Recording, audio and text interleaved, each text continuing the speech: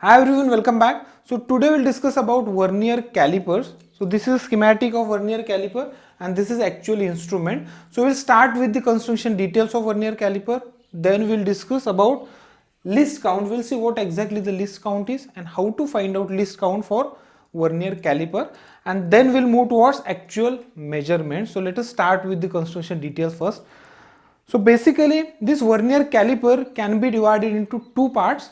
One is a fixed part, this is a fixed part and this is a movable part or sliding part. This is moving along with the length of fixed part. So you can observe this in this schematic as well. This part which is shown with the help of black color indicates fixed part, this part, and this assembly is moving part. So this assembly consists of these two jaws which is shown with the help of red colors. So these two jaws, this unit and then this blade. So you can see here this complete assembly is moving and this is a fixed part. Okay, so there are basically two scales as far as Vernier Caliper is concerned.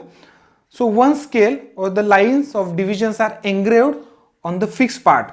There is a one scale on fixed part on this part. As you can see here, you will find one scale or line engraved on this fixed part, and this scale can be called as main scale or fixed scale. And the line of division or minimum division, this division of main scale is 1 mm, and this is always larger than the divisions of Vernier scale. In some cases you will find that there are total 3 scales are there, but still the division, minimum division of main scale is always larger than Vernier scale or any other scale. And on this sliding part also you will find second divisions are engraved on this part. As you can see here, there are some divisions or lines engraved on this part. So this scale is called as Vernier scale, which can also be called as movable scale. And then let's move towards this measuring part. So as you can see here, there are basically two arrangements. Two jaws are here and two jaws are here. So this arrangement or these two jaws are made up for the external measurements, or if I wanted to measure this diameter, external diameter, then basically I can use these two jaws. Okay, so these two jaws are made for the external dimension measurement. However, these two jaws are made for internal dimension measurement. If I wanted to measure a hole, then definitely we'll measure the hole with the help of these jaws only. With the help of these jaws it is not possible to measure the hole. And there is one extra arrangement, and which is for depth measurement. So this is a depth measuring blade. So with the help of this arrangement, see, when you are moving this sliding portion, with the help of this arrangement I'll be able to measure the height or depth of any component. And the next part is this unit. Here you will find that there are basically two nuts or two arrangements are there. One nut is used for locking purpose. When we lock this nut, this portion or this assembly is unable to move over this fixed portion. And then the second arrangement is for fine adjustment. What does it mean? If I wanted to measure any dimension, for example, if I wanted to measure this diameter, then simply I will push this sliding unit over it. So how much pressure I have to apply, this depends on the operator's judgment. Few operators may apply a larger pressure, few operators may apply a smaller pressures. If the larger pressures are applied, definitely if this diameter is of 20 mm and if the larger pressures are applied, then I may get diameter as 19.98. This is because of, see, this error is because of the larger pressures have been applied. So to avoid this, basically you will find this arrangement or fine adjustment. What you will do here, you have to just place your object or external dimension which need to be measured in this way. For this is a component that I have to measure. You have to keep a smaller gap in between this jaw and this workpiece, and you have to just lock this nut, this locking nut, so that this assembly will not be able to move. But with the help of this fine adjustment, you will make a little small movement of this assembly, so that this whole assembly will be moved towards left and this contact will be made. So this jaw will be moved toward left, even though this complete portion is locked. And with the help of this fine adjustment, only smaller distance movement is possible, and hence larger pressure cannot be applied, and will be able to get a perfect reading and errors will be reduced. Now coming towards these jaws, so how these jaws will be manufactured or positioned. So there are different types of vernier calipers. So I do have two types of vernier calipers right now. So you can observe this, the positions of these jaws. So these are the two vernier calipers. See this jaw, the line, vertical line which is passing through this face of this jaw is at some offset distance. It is not in line with the face of this jaw. It is some offset distance from this jaw, and same distance you have to maintain in between these two jaws. So this is one arrangement, whereas we do have a second arrangement as well. Here you will find the line which will pass, the vertical line which will pass through this face will also pass through this face. And these two jaws are in line with each other. Similarly, these two jaws are in line with each other. Means you have to maintain this distance. So the distance between the faces, these are the faces, those are used for measurements. This face, these faces can be used for measurement. So the distance between these two faces should exactly equal to the distance between these two faces. And when you will completely move this sliding portion towards right or here also, then there should be no any gap. As you can see here, there should not be any gap in between these two jaws, here in these two jaws and here in these two jaws. Here also you can observe, if there is a gap, you will find that there is a very small gap here in between these two jaws. That means this instruments needs servicing or calibration need to be carried out. And one more thing that you need to understand is, when this assembly has completely moved or these two jaws are in contact with each other, the zero on this vernier scale should exactly match to the zero on the main scale. If it is not matching with the zero of vernier scale with the zero on main scale, then yes, there are some problems with the instruments and the instrument servicing or calibration need to be done. Now let's move towards the second parameter, which is a list count. So as the name itself implies, how one can define list count? So an ability of an instrument to measure or to count the list value of a dimension. For example, the list count of this instrument is 0.02 mm. There are some other instruments, those are having the list count of 0.001 mm. Means the instrument which is capable to measure up to 0.001 mm accuracy is the most accurate instrument, if you compare this with 0.02 mm. Now we have to find out the list count for this instrument. So there are basically two methods by using we can calculate list count. If two scales have been given, here in this case main scale is given and vernier scale is given. In this case you can apply either of these two methods to find out the list count, but first method is very simple. But there are some instruments, those are having three scales, 1, 2 and one other scale is there. So in that case you should know the second method. So let us move towards the first method. So list count of this instrument is equal to, you have to apply a simple formula, that the minimum division on the main scale, minimum division or one division on the main scale. So on this main scale you will find the number of divisions, maybe 150 or 200 divisions. So this is 150 mm or 200 mm. So the one division or the minimum division on main scale, this division is nothing but 1 mm. So list count is equal to minimum division of main scale divided by number of divisions on vernier scale. So number of divisions, how many lines are there on the vernier scale? Total 50 lines are there. In between 0 to 1, we'll find that 5 lines are there.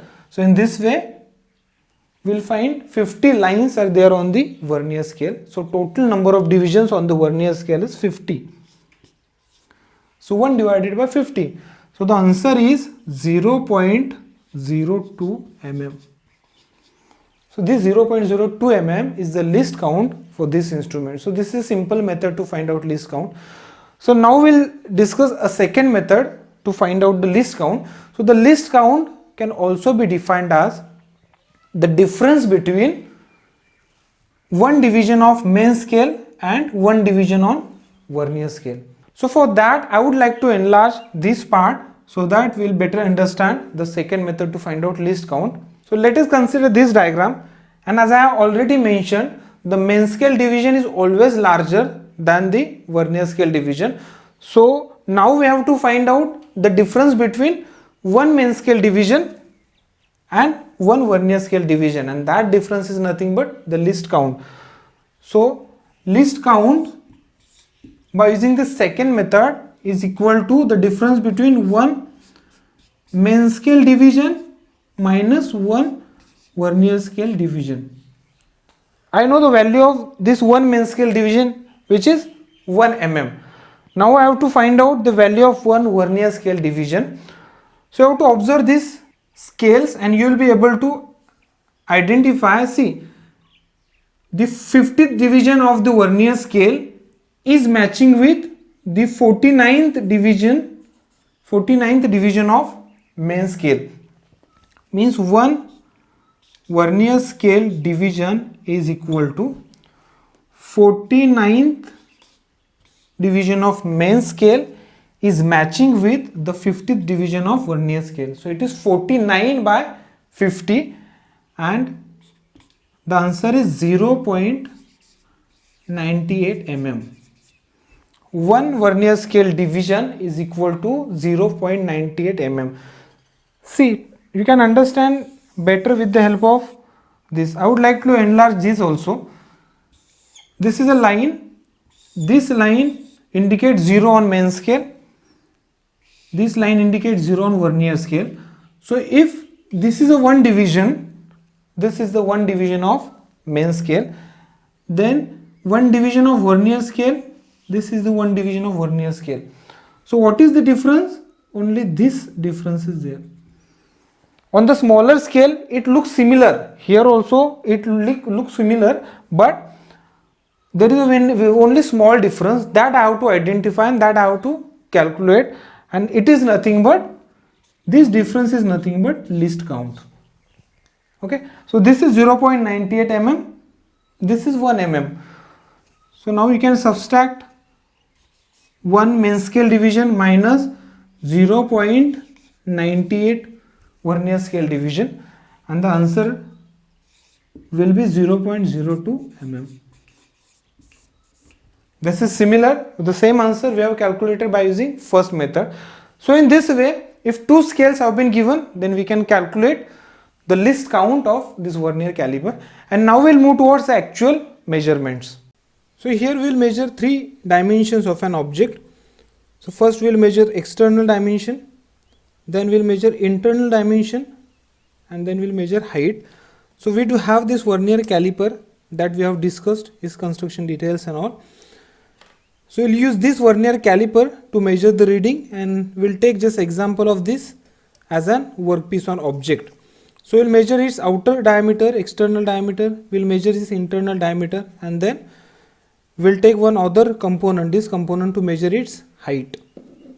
So let us first measure the external dimension. So you can just put this workpiece in this way, and you can just slide this portion so that this portion will touch to this outer surface. You have to just, okay, this is touched to the outer surface. So now you can lock this screw and you can take this workpiece out. So this locking screw will not facilitate is to either move towards left or right, and we'll be able to read the correct readings. So now you have to observe this You can observe here. Now we have to see whether this 0 coincides with the line on the main scale. So here in this case, this 0 is not exactly coinciding with the line on the main scale. So in that case, you have to consider the main reading of the line which is crossed by the 0. So which line is crossed by the 0? This line. Means this is a 40 mm, 41, 42, 43, 45. Means 45 mm is crossed. Means the dimension main reading is 45 mm. So what is the distance which is crossed beyond this? That we will get here from this vernier scale. So the main reading is 45 mm. So here you can write as 45. Now what after that? That you will get on this vernier scale. Now you have to carefully observe that which line on the vernier scale is exactly matching with the line on the main scale. So you have to just observe the lines of vernier scales, and you will be able to see that this line, 6 line, is crossing or coinciding with the line on the main scale. In this 6 line, what does it mean? Total how many divisions? So total 30 divisions are there. 5, 10, 15, 20, 25 and 30. So 30 divisions are there. So you have to add this plus, we know that the least count of this instrument is 0.02. So least count into 30, because the divisions is the 30th division. So now you can calculate this, and the answer is 0.6 plus 45, which is equal to 45.6 mm. So this external diameter of this object is 45.6 mm. The same way, by using these two jaws, you will be able to measure the internal diameter of this object. So you have to just slide, you have to unlock it, you have to slide this portion, and you have to, this has been touched, so you can just make this locked and you can take this out. So now you have to measure this reading. The similar way we have measured for external diameter.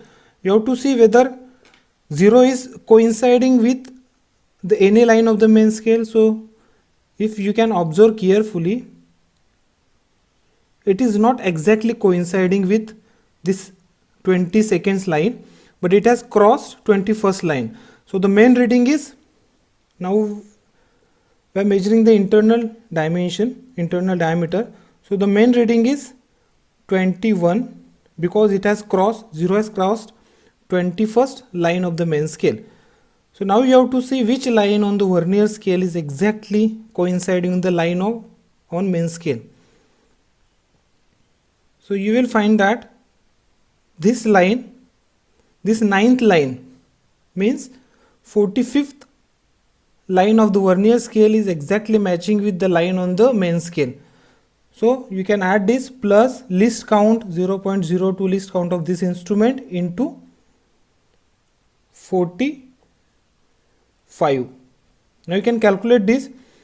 So this will be 21 plus 0.9, which is equal to 21.9 mm. So the internal diameter of this object is 21.9 mm and the external diameter is 45.6 mm. So now we'll measure the height of this object. We know that for the height measurement we do have this blade. We can just slide this portion, we can unlock this.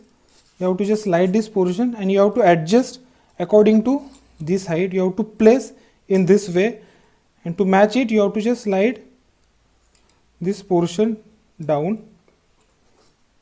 We can just adjust this.